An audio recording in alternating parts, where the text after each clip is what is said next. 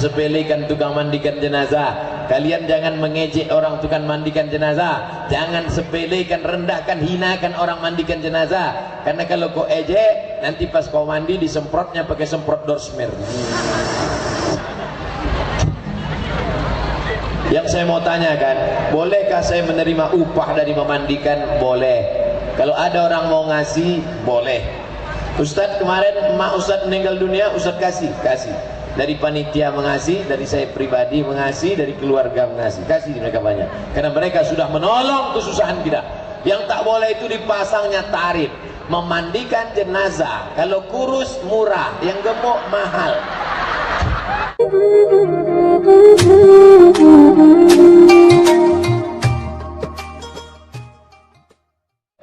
Bagaimana memilih pemimpin yang baik, Pak Ustadz? Apakah boleh sholat istikharah? Boleh.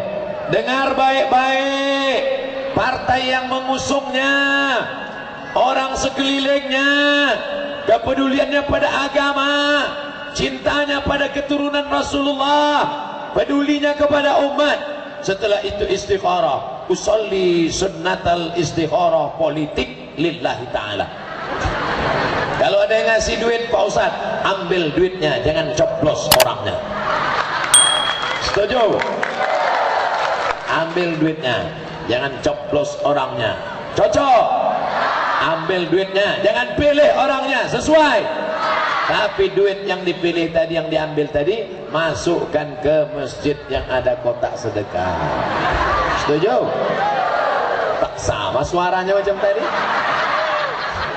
Jangan duit itu dibawa balik, karena duit itu duit sogok. Duit sogok haram. Kalau ada yang sumpah, ini ambil duit, kau mesti bersumpah. Kalau tak sumpah nanti kau makan sumpah. Ambil aja, jangan takut, ambil aja duitnya. Kalau dia ngasih beras, ambil aja. Kalau dia ngasih baju kaos, ambil saja. Apalagi kaosnya tebal, ambil. Yang tipis balikkan. Apa hukumnya menjual kotoran ternak? Dijualnya lah tai kambing untuk pupuk cabai. Jual tai kambing ini dengan harga 5.000 sekilo tunai. Haram. Kenapa haram? Karena tai haram, maka menjualnya pun haram. Yang dijual bukan tainya, tapi jasa. Jasa keringat menskop. Keringatnya tak seberapa, baunya.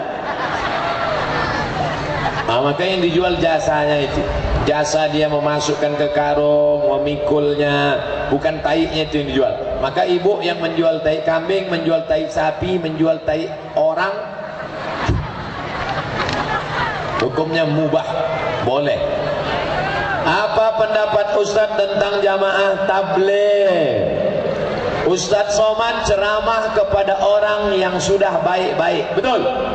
Preman-preman di terminal yang tak sholat, yang bertato-tato, yang gondrong, yang metal-metal. Metal itu Melayu total. Siapa yang mengajak preman yang sedang duduk dugem? Tahu dugem? Duduk gemetar. Siapa yang mengajak preman-preman itu ke masjid? Itu semua adalah jamaah tabligh. Jamaah tabligh itu yang memukul preman. Pak preman, ayo kita ke masjid. Ayo kita ke masjid. Nah itu. Oleh sebab itu kalau ada orang yang mengatakan jamaah tabligh ini sesat, itu otaknya sungsang.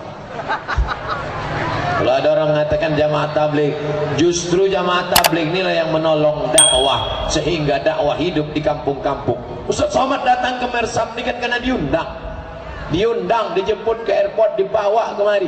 Jamaah tabligh tak ada diundang, dia yang datang mengetuk pintu rumah orang. Pak, ayo ke masjid ya Pak. Jangan ajak saya. Kau masuk surga yang sendirian. Aku mau singgah ke neraka sebentar. Berhenti jamaah tabligh. Nah, besok datang dia lagi. Pak, ayo kita ke masjid Pak. Kau belum taubat, aku sudah ustad dah. Aku dah haji dah. Pergi sana. Tapi dia tetap tak berhenti. Oleh sebab itu jangan ejek jamaah tabligh. Siapa yang mengejek jamaah tabligh karena berjubah, berarti mengejek Nabi karena Nabi berjubah. Siapa yang mengejek jamaah tabligh karena jamaah tabligh bersorban, berarti mengejek Nabi karena Nabi bersorban. Mengejek jamaah tabligh karena berjenggot, berarti mengejek Nabi karena Nabi berjenggot. Aku jamaah tabligh ni menengok jamaah tabligh macam menengok kambing. KUPJ kelompok Ustadz panjang janggut. Jangan berkelahi hanya gara-gara jenggot. Aku nengok kau berjenggot macam kambing, aku nengok kau tak berjenggot macam anjing. Berkelahi kambing sama anjing. Yang ketawa siapa? Musang. Oleh sebab itu jaga persatuan. Kenapa kalian perang? Wahai Korea Utara, Korea Selatan, kenapa perang? Kata Mahkamah Internasional di Den Haag, Belanda. Kenapa perang Korea Utara, Korea Selatan? Karena bom atom, karena senjata nuklir. Orang Indonesia berkelahi. Kenapa kalian berkelahi? Gara-gara bulu. Yang berjenggot bagus, yang tak tumbuh jenggot balik dari sini masak kemiri, gosok-gosok. Tak juga tumbuh, nanti raya kurban ambil jenggot kambing, beli lem kambing, tempelkan. Pak Ustadz, apa beda sedekah, infak, zakat? Semuanya kan sama-sama keluar duit. Iya juga Zakat hukumnya wajib. Zakat beras, padi, zakat rikas, zakat emas, perak, zakat jualan dagang, zakat gaji. Siapa yang bergaji sebulan 3,6 juta itu sudah keluar zakat 2,5%. Bukan gajinya saja, jangan hitung gaji, karena ada orang gajinya 2 juta, pendapatannya 27 juta. Gajinya 2 juta, pendapatannya 20, karena dia ada uang tunjang, uang sipak, uang sikut, uang sundul, uang tanduk, total semua.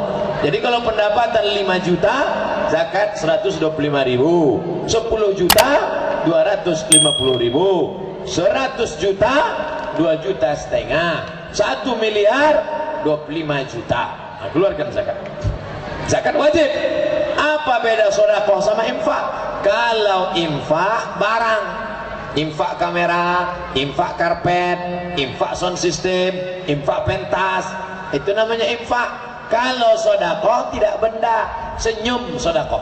Makanya yang punya duit ngasih tenda, kasih tenda. Yang tak ada duit ngasih tenda, senyum aja lah. Datang sini.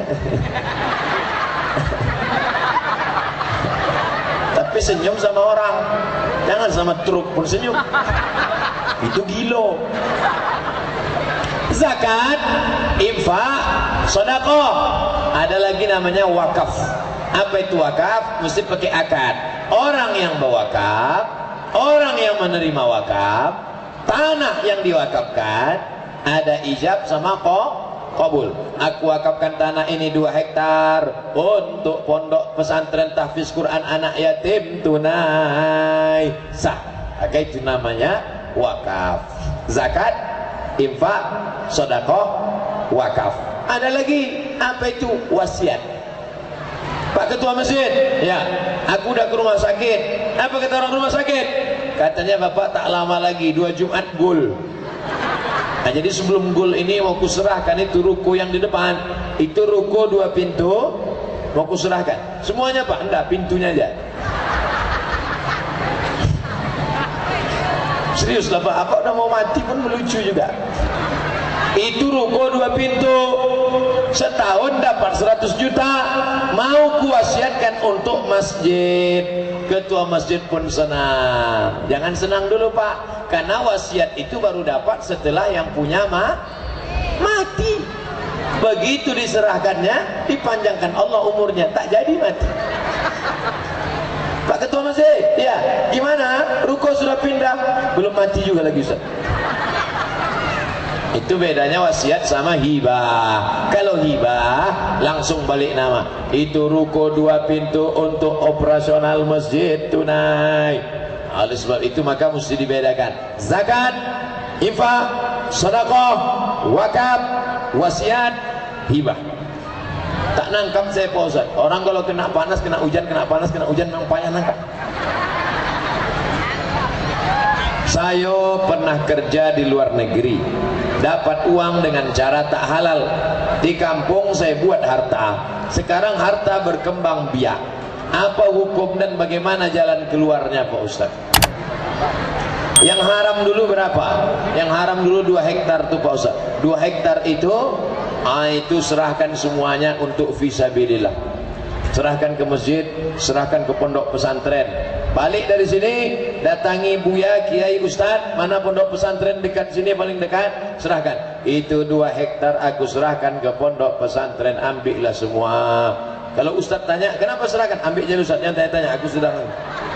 Tak perlu sebutkan, itu dulu aku keluar negeri karena itu duit haram, ambillah Pak Ustaz. Nah. Kalau tetap saya ambil, haram. Gunakan untuk masalih ammah. Begitu juga dengan uang bank. Saya Pak Ustaz mau nyimpan di bank syariah mandiri, mau nyimpan di bank Islam Bank Muamalah, tapi cabangnya tak ada, kantor cabangnya di Batanghari, di kampung kami di Mersab. Nah, letakkan di bank konvensional, ada bunganya. Bunganya jangan diambil, bunganya serahkan untuk kepentingan umum, MDA, pesantren, tahfiz Quran, masjid, untuk masalih ammah. Begitu kata Syekh Yusuf Al-Qardawi dalam kitab Fatawa Mu'asirah, fatwa kontemporer. Kami seorang pelajar menuntut ilmu, rasa malas pasti muncul. Jadi Ustadz, bagaimana cara agar kita istiqomah dalam menuntut ilmu? Saya 4 tahun kuliah di Mesir tak ada minta duit. Kalian kok bisa pula naik turun nafsu belajar? Kenapa bisa begitu? Ustaz, gimana caranya biar supaya kita belajar rajin terus? Caranya biar supaya belajar rajin terus, bilang sama mak sama ayah, mak, ayah jangan kirim duit. Insya Allah belajar terus. Kami dulu tak ada kirim duit, belajar terus, karena kalau gagal tak naik tingkat, potong beasiswa 25%. Kalau tak naik 2 tahun, potong 100%. Kalau tak naik 3 tahun, potong semuanya. Kalau tidak ada tiket pulang, siap-siap berenang dari Sungai Nil ke Sungai Batanghari. Oleh sebab itu maka ini harus belajar serius. Beda orang lari santai sama lari dikejar anjing. Nah, cobalah kalau mau yang mau latihan lari kencang, ingkatkan daging busuk, suruh kencang anjing herder agak 3. Nah, itu insya Allah kencang lari. Nah, begitulah kalian yang sedang sekolah di luar, kasih tahu sama ayah, emak, izinkan aku merantau ke Jambi, ke Jakarta, aku mau belajar, jangan kirim duit, isi aja ATM penuh. Sama aja. Ini terakhir, ini kertas terakhir, udah tak ada lagi kertas, tinggal ada lagi. Saya ini tukang mandikan jenazah, alhamdulillah. Jangan sepelekan tukang mandikan jenazah. Kalian jangan mengejek orang tukang mandikan jenazah. Jangan sepelekan, rendahkan, hinakan orang mandikan jenazah. Karena kalau kau ejek, nanti pas kau mandi disemprotnya pakai semprot Dorsmer. Yang saya mau tanyakan, bolehkah saya menerima upah dari memandikan? Boleh. Kalau ada orang mau ngasih, boleh. Ustadz kemarin emak Ustadz meninggal dunia, Ustadz kasih. Dari panitia mengasih, dari saya pribadi mengasih, dari keluarga mengasih. Kasih mereka banyak. Karena mereka sudah menolong kesusahan kita. Yang tak boleh itu dipasangnya tarif. Memandikan jenazah, kalau kurus murah, yang gemuk mahal. RT 250.000, RW 1 juta. Nah, itu tak boleh. Kita membeli pakaian, makanan, minuman. Sadar atau tak sadar kita sudah ikut serta mendirikan rumah ibadah orang non muslim. Apa saja nama produk tersebut Pak Ustadz? www.google.com. Tulis di situ produk-produk yang menolong Israel dan rumah ibadah non muslim. Enter sekian persen untuk menolong tentara Israel menembak saudara kita di Palestina. Kalau di Mesir dulu ada namanya Ariel. Ariel itu macam deterjen Ariel, Arab Israel. Nah, itu sekian persen untuk makanan-makanan produk barat, sekian persen. Nah, cari di internet, lengkap. Nanti setelah dapat, print, cetak, tempel dinding masjid, papan pengumuman masjid. jangan beli produk ini, boykot, karena akan membantu untuk Israel dan pembangunan ibadah. Bukan berarti kita memusuhi non-muslim. Bertetangga dengan non-muslim silakan, tapi kalau sekantor dengan non-muslim silakan.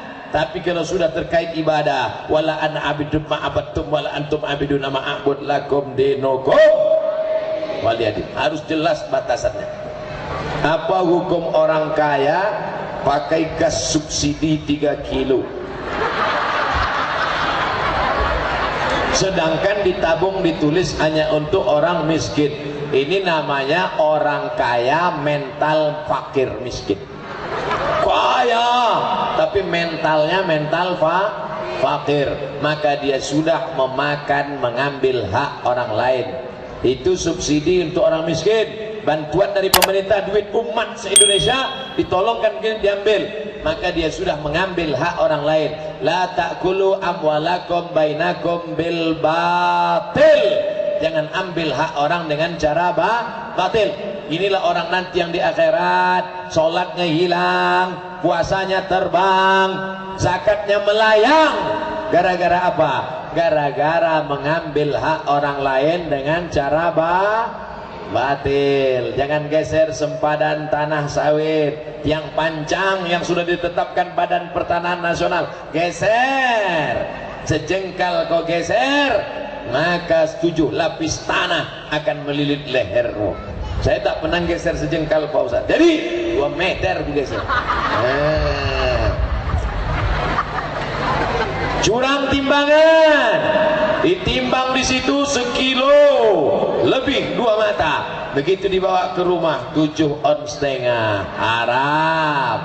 Tukang jahit dipotong kain, tukang sunat dipotong pendek lah senapang apa. Yang ketawa anak-anak macam apa tu? Oleh sebab itu maka jangan pernah kita zalimi orang. Kalau berdosa kepada Allah, insya Allah istighfar diampuni Allah. Astaghfirullah Rabbal baraya, astaghfirullah minal khataya.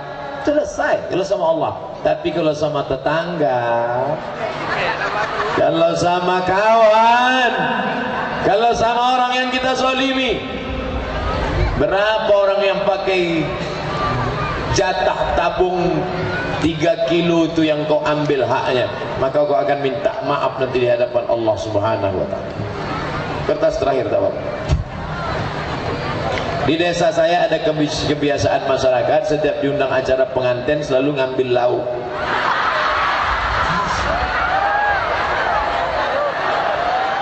Patut panitia mau menarik tadi.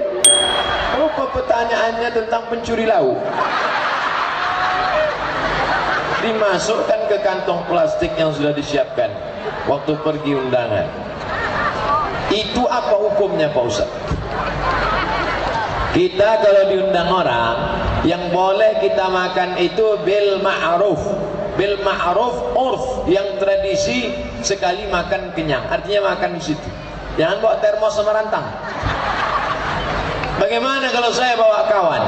Kalau saya bawa kawan makan, maka kawan saya ini makan haram. Ustaz Somad, di mana kita bisa jumpa nanti jam 9 di acara akikah? Mana boleh saya datang Pak Ustaz, haram saya makan nasi dia. Nanti ku kasih tahu sama dia. Pak, ya, ini ada kawan saya mau ikut, boleh? Nah, silakan Pak Ustaz. Tapi 1 orang kan? Jangan sampai 1 bis. Haram memakan orang lebih. Haram memakan lebih daripada urf. Oleh sebab itu jangan sampai masuk mencuri itu dah. Mencuri, naudzubillah. Tradisi ini. Ini jangan-jangan pertanyaan menyindir saya mau mengambil gulai talang tadi. Mudah-mudahan kita semua mendapatkan kebaikan. Amin. Masukkan duit 5.000 ke kotak, bungkus gulai sampai 2 bungkus. Na'udzubillah. Ala hadhihi niyah wa kulli niyatin salihah. Al-Fatihah. A'udzu billahi minasy syaithanir rajim. Bismillahirrahmanirrahim. Alhamdulillahi Rabbil Alamin. Ar-Rahmanir-Rahim. Maliki Yawmiddin. Iyyaka na'budu wa iyyaka nasta'in. Ihdinas siratal mustaqim. Siratal ladzina an'amta 'alaihim ghairil maghdubi 'alaihim waladdallin. Amin. Allahumma anzil rahmata was salamata wal barakata ala hadhil jamaah. Turunkan keselamatan, kerahmatan, keberkahan ke Kecamatan Mersam, Kabupaten Batanghari, Jambi, ya Allah. Allahumma rzuqna rizqan halalan tayyiban mubarakan fih. Berikan kami rezeki yang halal supaya kami bisa berhaji dan umrah ke Baitullah. Berikan kami rezeki yang halal supaya anak-anak kami bisa sekolah agama ke pondok pesantren. Berikan kami rezeki yang halal supaya kami bisa membangun masjid, berzakat, berwakaf, berinfak dan bersedekah, ya Allah. Ya muqallibal qulub, wahai Engkau yang membolak-balikkan hati, sabbit qulubana, kokohkan hati kami ala dinik wa ala ta'atik, dalam agamamu, dalam ketaatan kepadamu. Allahumma rzuqna al-istiqamata ala syari'atil gharra wa tariqatil bayda. Berikan kami istiqamah supaya kami senantiasa solat berjamaah ke masjid, ya Allah. Suami-suami yang belum solat, bukakan pintu hatinya supaya solat, ya Allah. Allahumma ja'al abna'ana wa banatina min huffazil Qur'an. Jadikan anak-anak kami menjadi para penghafal Qur'an, ya Allah. Minal mujahidina fi sabilik bi amwalihim wa anfusihim. Jadikan anak kami menjadi penolong agamamu dengan harta dan nyawa mereka. La tada'lana dzamban illa ghafartah. Pulang kami dari majlis ini dalam keadaan bersih dari dosa-dosa. Wala dainan illa qadaitah. Lepaskan kami dari hutang piutang riba. Wala maridan illa syafaitah. Ada di antara kami yang sakit, berikan kesembuhan segera. Wala aziban illa zawajta, yang lajang, yang gadis, jumpakan dengan jodoh yang soleh solehah. Wala raghiban illa anjabta, yang ingin punya anak, berikan anak yang baik-baik, keturunan yang baik-baik, ya Allah. Allahumma dafa'ana al-ghala wal waba wal fahsya wal riba wal zina wal munkar. Jauhkan Kecamatan Mersam Batanghari dari segala malapetaka, bencana, musibah, riba, zina dan narkoba. Allahumma khtim lana bi husnil khatimah wa la takhtim alaina bi su'il khatimah. Allahumma ja'al akhir kalamina 'inda intihai ajalina. Jadikan akhir kalam kami ketika ajal kami sampai, yang keluar dari mulut kami kalimah thayyibah la ilaha illallah Muhammadur Rasulullah sallallahu alaihi wasallam. Rabbana atina fid dunya hasanah wa fil akhirati hasanah wa qina adzaban nar wa adkhilnal jannata ma'al abrar ya aziz ya ghaffar. Wa sallallahu ala sayyidina wa maulana Muhammad wa ala alihi wa sahbihi wa sallam. Walhamdulillahi rabbil alamin. Taqabbalallahu minkum minna wa minkum, taqabbal ya karim. Terima kasih segala perhatian, mohon maaf segala kesilapan dan kekhilafan. Wallahul muwaffiq ila aqwamit thoriq. Wassalamu alaikum warahmatullahi wabarakatuh.